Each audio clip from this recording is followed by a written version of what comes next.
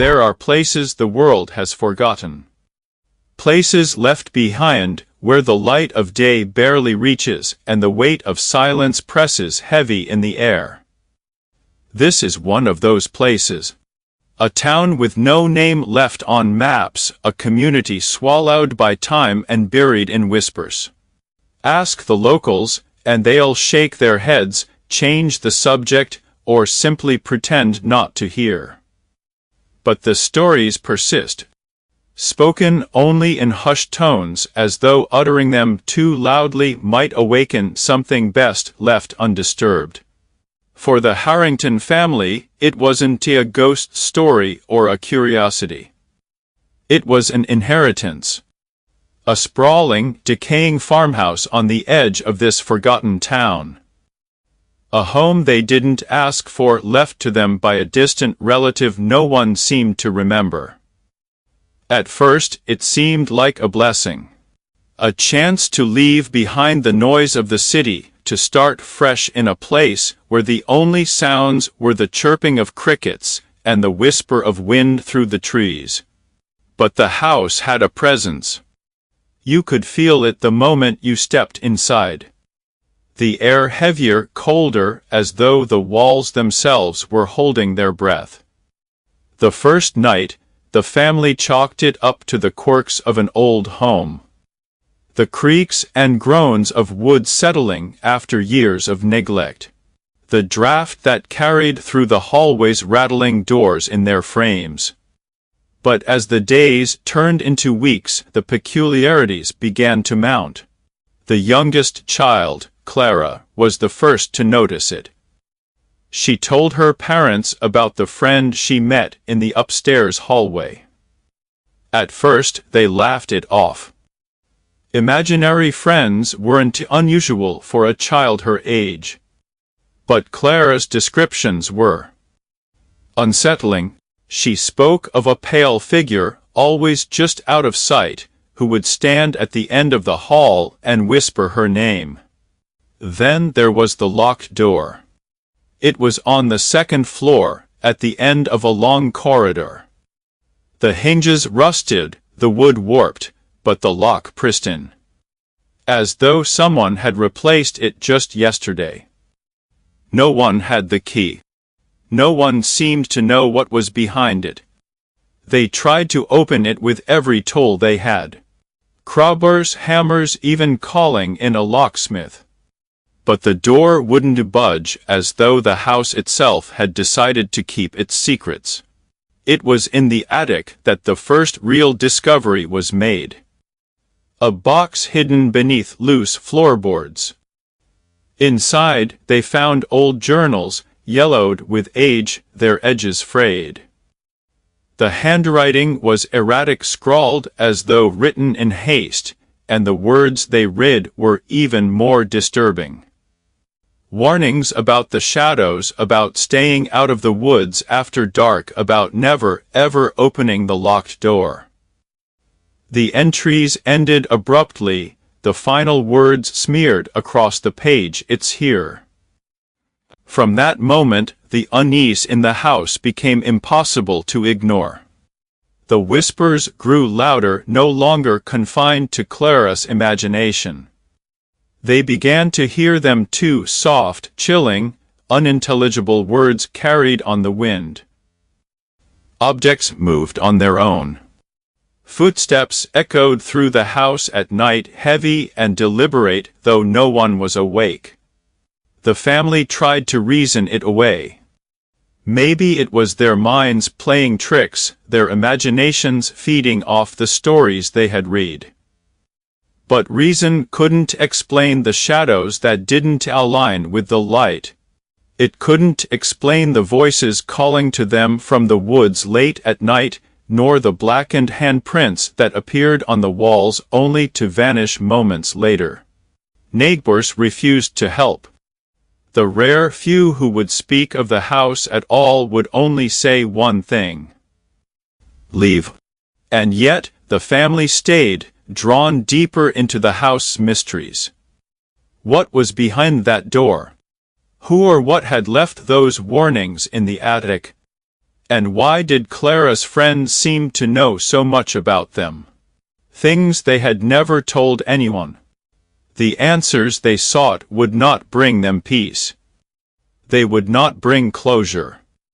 Instead, they would unravel everything they thought they knew about their home, about each other, and about the darkness that seemed to follow them wherever they went. What they uncovered was not just a story. It was a truth. A truth that had been buried for decades, hidden away by those who knew its power. A truth that, once unearthed, would refuse to stay silent. This is their story. The story of the Harringtons, the house that tried to consume them, and the shadows that never let them go. Rural Pennsylvania has its share of forgotten places, but none quite like this town. It sits on the edge of nowhere, abandoned by its residents decades ago. No one talks about why they left, only that they did, and in a hurry. The streets are overgrown, the windows of the remaining buildings shattered, and nature has begun to reclaim what humanity once called home. But the stories never left. They say people used to vanish here. At first, it was the occasional traveler, a lost hiker perhaps. But then it was the residents themselves. Entire families disappearing without a trace. By the 1950s, only a handful of stubborn holdouts remained. By the 1970s, even they were gone. The town became a ghost, its name fading into obscurity. Except for the whispers. In the center of this town stood an old farmhouse. Withered and sagging, its peeling paint barely clinging to the wooden walls, the roof threatening collapse. It was here in this house that the Harrington family hoped to start over. Mark and Linda Harrington were practical people. After years of struggling in the city, this unexpected inheritance seemed like a blessing. A chance to escape their mounting debts, their cramped apartment, and the constant grind of urban life. The farmhouse wasn't perfect, but it was theirs. Ethan, their 16-year-old son, headed the idea from the start. He missed his friends, his school, his life. To him, the house was just a giant prison in the middle of nowhere. Clara, on the other hand, was delighted. At just 6 years old, she saw the move as an adventure. But even on that first day, the house didn't feel right. There was something off about the air. A weight, a chill that lingered even in the summer heat. The floorboards groaned beneath their feet, the windows rattled in their frames, and a faint, almost imperceptible hum seemed to come from the walls themselves. They didn't notice the locked door at first. There were so many other things to focus on. Cleaning, unpacking, making the place livable. But as the days passed, the door became impossible to ignore. It was at the end of the upstairs hallway, slightly warped but solid, with a heavy iron lock that looked far newer than the rest of the house. Mark tried everything to open it. A crowbar, a hammer, even calling a locksmith.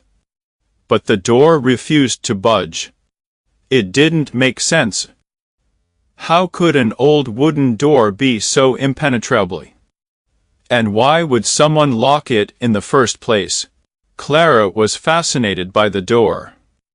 She would stand in front of it for hours, her small hand resting on the cold surface, as though she were waiting for something or someone. One evening, as Linda was putting her to bed, Clara asked a question that sent chills down her spine. "Mommy, why does the girl in the hallway want to go into the locked room?" Linda froze. She laughed it off, of course, telling Clara there was no girl. But that night, after the children were asleep, she told Mark what Clara had said. They both laughed nervously, brushing it off as a child's active imagination. But deep down, neither of them felt reassured. Then there was Ethan. He spent most of his time in his room, avoiding his family. But even he couldn't escape the house's strange energy. Late one night, he heard tapping on his window. He dismissed it as tree branches swaying in the wind. But the tapping came again. And again.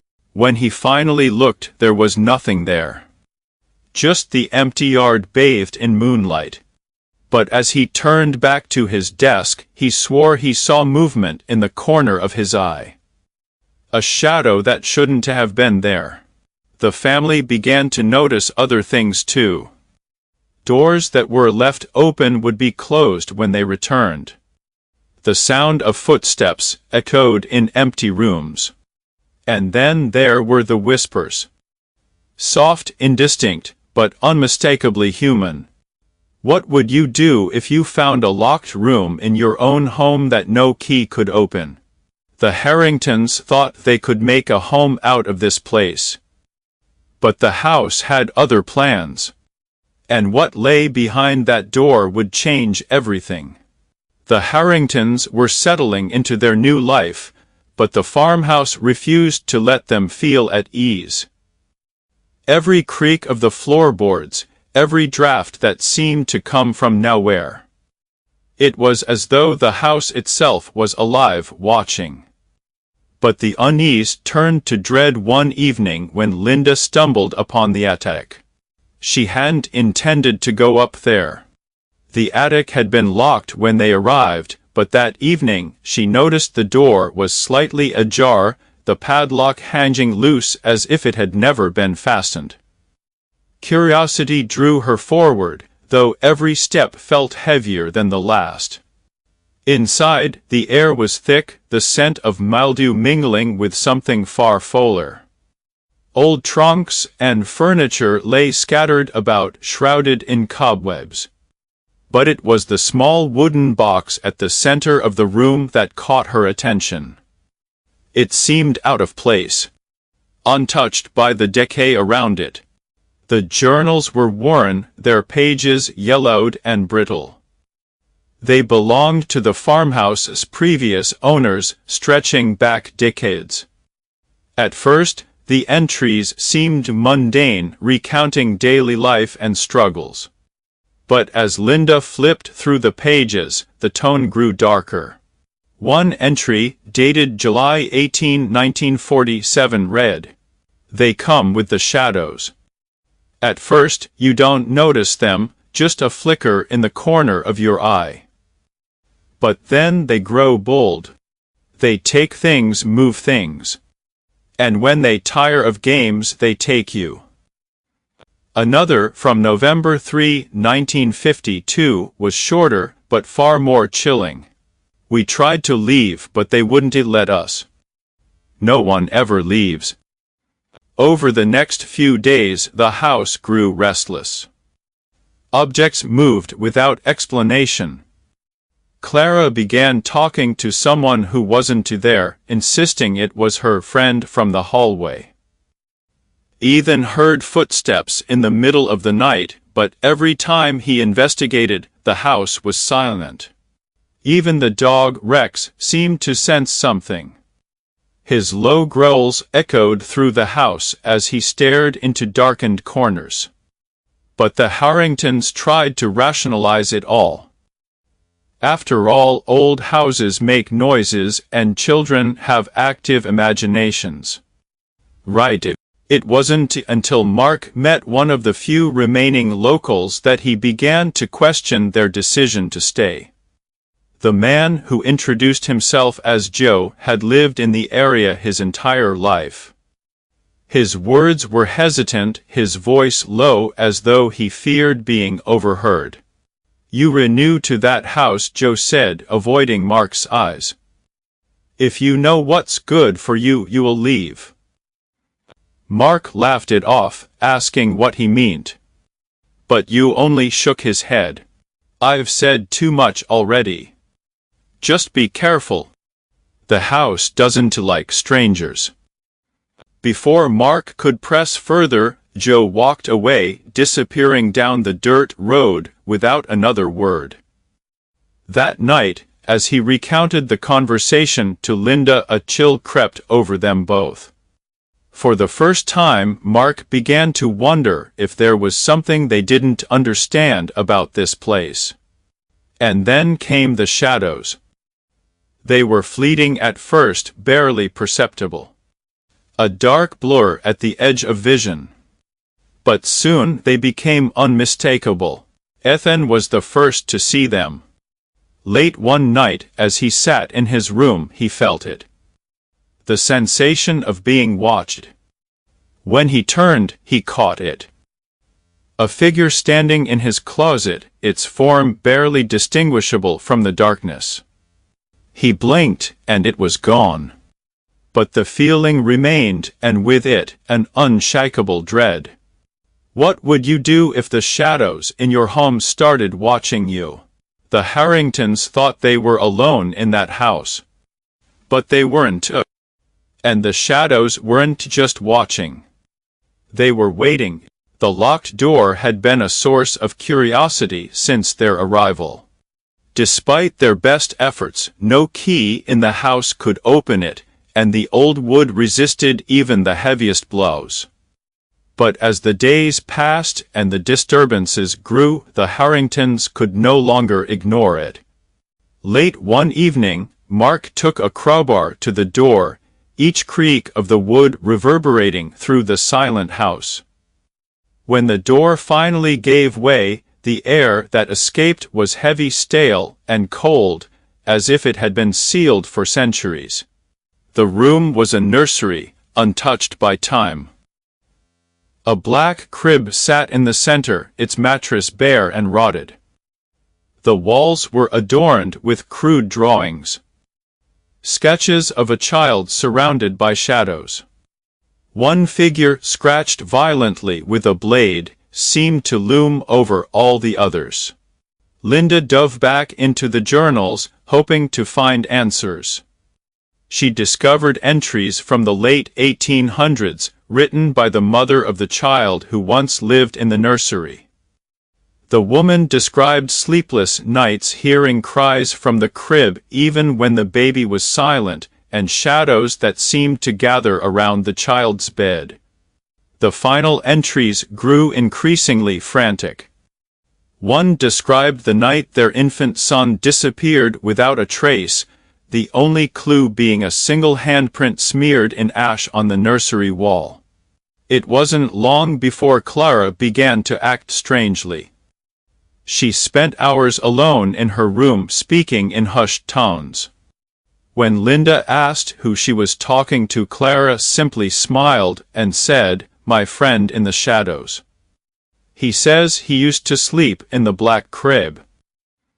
Linda's blood ran cold. The black crib had been moved to the basement after they discovered it, but Clara had never seen it. Or so they thought. The tension in the house grew unbearable. The family was now barely sleeping, their nights filled with strange noises and fleeting shadows that seemed to grow bolder. Mark tried to dismiss it all as hysteria, but even he couldn't explain the cold spots that followed him or the sensation of being watched. And then, on the seventh night, they heard it. A baby's cry, faint and fragile, echoing from the nursery they had nailed shut.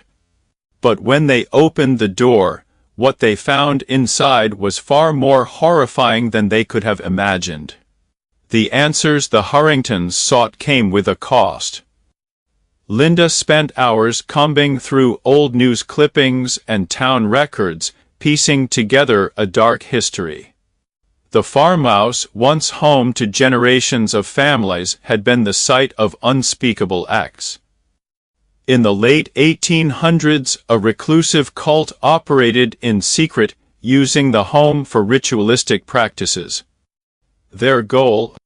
To summon an ancient figure they called the Watcher of Shadows. Children were central to these rituals. chosen, they believed, for their purity. The missing infant from the journals was just one of many. One record, a yellowed article from 1893, detailed the night the cult was discovered by townsfolk. But by then it was too late. Only ash and bones were left, scattered in a circle in the nursery. But the rituals didn't end with the cult's demise. Locals whispered that the house had absorbed their malevolent intent, becoming a vessel for the figure they worshipped. Those who dared live there were marked, and few lived to tell the tale. The house grew darker with each passing hour. Shadows no longer danced at the edges of vision. They began to take form. Clara's behavior worsened. She spoke in a voice that wasn't her own, reciting strange chants as she filled her notebook with grotesque images. Eyes peering from the darkness, children weeping, and a figure standing over them all. Then came the nightmares. Vivid, suffocating dreams that left Linda and Mark gasping for breath. In these dreams, they were bound helpless as the shadows closed in around Clara. The cries of a baby echoed through the halls, growing louder until they woke in a cold sweat. Desperate to escape, Mark and Linda made the decision to leave. But as they gathered their things, a storm swept in, violent and unrelenting. Trees crashed down, blocking the road, and the rain turned the ground to mud, trapping their car. They were trapped, and the house seemed to know it. Every creak of the floorboards, every flicker of the lights felt like a taunt. The shadows grew bolder, stepping into the light, their forms now humanoid but twisted, their faces indistinct but filled with malice. The shadows cornered them, herding the family toward the nursery. The black crib was no longer empty. A ghostly figure lay within. A baby with hollow eyes that stared directly at Linda. The figure began to wail, its cries piercing and unnatural, reverberating through the house. Clara stepped forward, her face blank, and reached for the crib. Mark shouted, but it was as if she couldn't hear him. Suddenly, the shadows surged forward, enveloping the family. Mark and Linda fought to hold on to Clara as the figure revealed itself. A towering figure of darkness, with countless eyes glowing red. Its voice was a low rumble, speaking in a language they couldn't understand, but its intent was clear. They were intruding on its domain. The figure's rage shook the very foundation of the house. Windows shattered, and the walls buckled as the shadows consumed everything in their path. The family ran, dodging falling debris and the grasping arms of the shadowy figures. Just as they reached the front door, a deafening crash echoed through the house. The floor beneath them gave way, and they plummeted into darkness. When the dust settled, the Harringtons were gone, and the house stood empty once more. But the whispers remained, waiting for the next family to step inside. In the midst of the chaos, the Harringtons discovered the one thing that might end it all. The journals. Linda, with trembling hands, found the final entry, where the cult's leader spoke of a powerful curse tied to the written word. It was the journals themselves that held the key to the shadow's power. Their rituals, their incantations had been recorded for centuries, and the figure had grown stronger with each retelling. Determined to end the nightmare, they set the journals alight, watching as the flames devoured the pages one by one. As the last journal burned, an unnatural chill filled the air. The shadows that had lurked in the corners of the house recoiled, as if in pain. The storm outside reached its peak, a violent fury, and with one final flash of lightning, the entire house erupted in flames. For a moment it seemed as though the house and the figure were vanquished. The storm subsided, the flames slowly dying down to embers. The Harringtons stood there watching in disbelief as the last remnants of their torment crumbled into ash. Though the house burned, the horror did not end. The family moved far away, seeking refuge in a place untouched by the shadows of their past. They thought they had escaped. But deep within their new home, in the quiet moments of the night, strange occurrences began to happen. It started with small things. A light that flickered for no reason. A door that was left open when no one had passed through it. Then came the whispers. Soft at first, like wind through the trees, but growing louder with each passing night. Clara, who had once been silent, began speaking again, though she never spoke of the things she saw. The shadows, it seemed, had followed them. No matter how far they ran, no matter how many walls they built, they could never escape the darkness that had taken root in their lives. As the days went on, the family began to question if they had truly escaped. Were they still haunted by the shadows, or had they simply exchanged one nightmare for another? Do you think the Harringtons truly escaped, or did the nightmare only begin? Are the shadows still watching them, waiting for the right moment to strike again? And though the house is gone, the shadows still linger. They reform, twisting in the ruins as if they are waiting. Waiting for the right moment to return.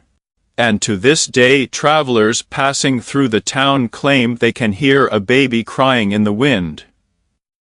Some say the sound comes from the remnants of the house that once stood here, while others believe it's the cry of the lost child.